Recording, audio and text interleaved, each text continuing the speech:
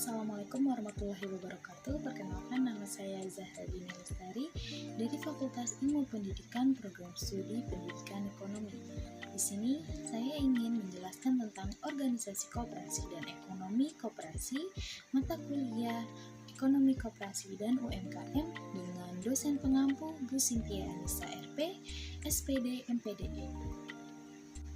Selanjutnya, pembahasan yang akan dibahas adalah yang pertama, ada penyebaran organisasi koperasi modern, yang kedua, kebutuhan konsep teoritis dalam analisis koperasi, yang ketiga ada arti penting ekonomi koperasi, dan yang terakhir ada ruang lingkup ekonomi koperasi. Yang pertama ada penyebaran organisasi koperasi modern.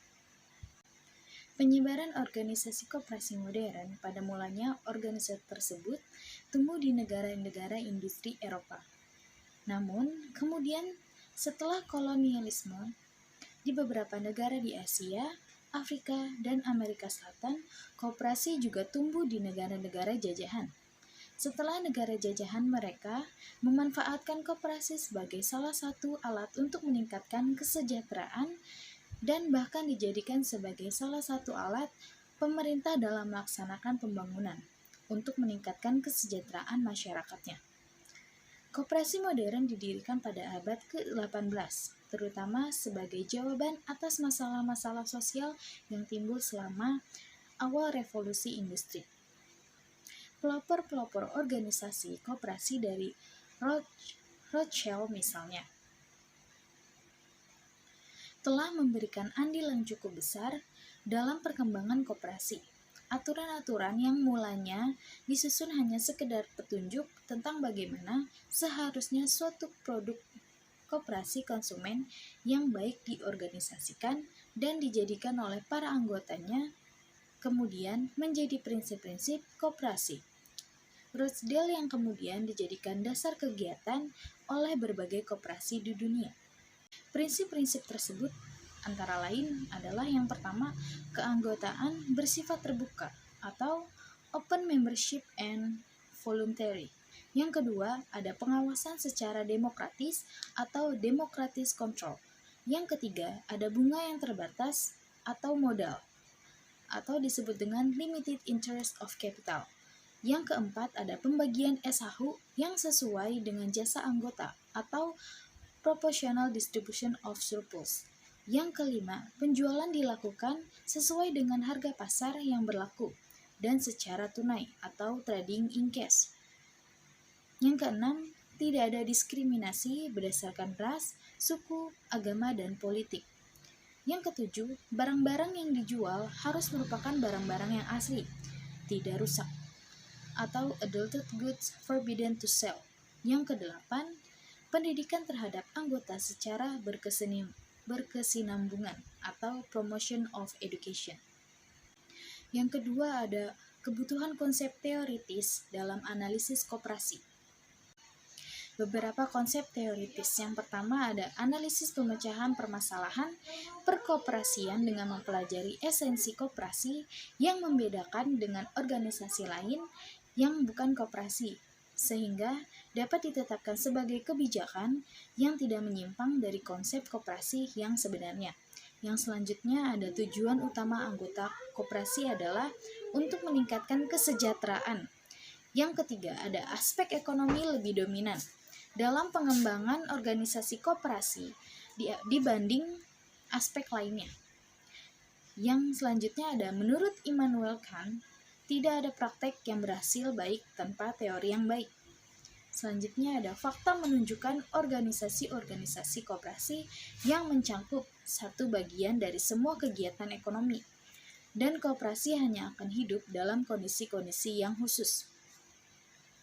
Selanjutnya ada dalam situasi khusus, organisasi koperasi mempunyai tingkat efisiensi yang lebih baik dibanding organisasi-organisasi lainnya. Yang terakhir ada kemudahan-kemudahan dan hak monopoli menyebabkan institusi koperasi mampu menekan biaya, sehingga biaya rata-ratanya akan lebih rendah daripada biaya rata-rata lainnya. Yang ketiga ada arti penting ekonomi koperasi. Peran koperasi dalam perekonomian Indonesia, kemajuan dalam pembangunan koperasi dapat ditinjau dari jumlah koperasi.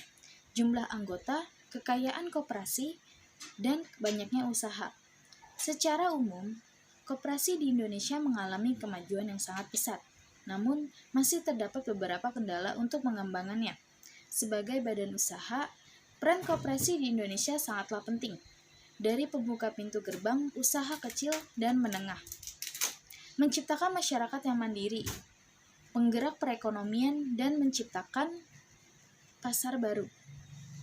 Pemanfaatan koperasi secara maksimal dan optimal diharapkan akan menciptakan perekonomian nasional yang selaras dengan pertumbuhan koperasi tersebut, mengurangi tingkat pengangguran yang tinggi, menaikkan pendapatan rumah tangga, dan juga memperkecil tingkat kemiskinan masyarakat.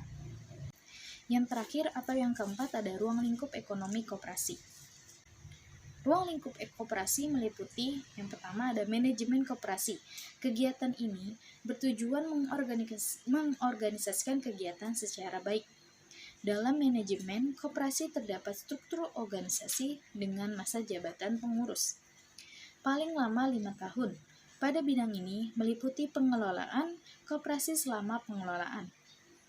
Yang kedua ada perangkat organisasi. Pada Undang-Undang Nomor 25 Tahun 1992 tentang Perkoperasian, disebutkan bahwa perangkat organisasi terdiri atas rapat anggota, pengurus, dan pengawas, dengan ketentuannya sebagai berikut. Yang pertama ada rapat anggota. Rapat anggota adalah rapat yang dihadiri oleh seluruh atau sebagian anggota koperasi. Rapat anggota merupakan pemegang kekuasaan tertinggi dalam koperasi. Rapat anggota mempunyai wewenang yang menetapkan yang pertama, anggaran dasar, yang kedua, kebijaksanaan umum di bidang organisasi, manajemen, dan usaha koperasi, yang selanjutnya pemilihan, pengangkatan, dan pemberhentian pengurus dan pengawas.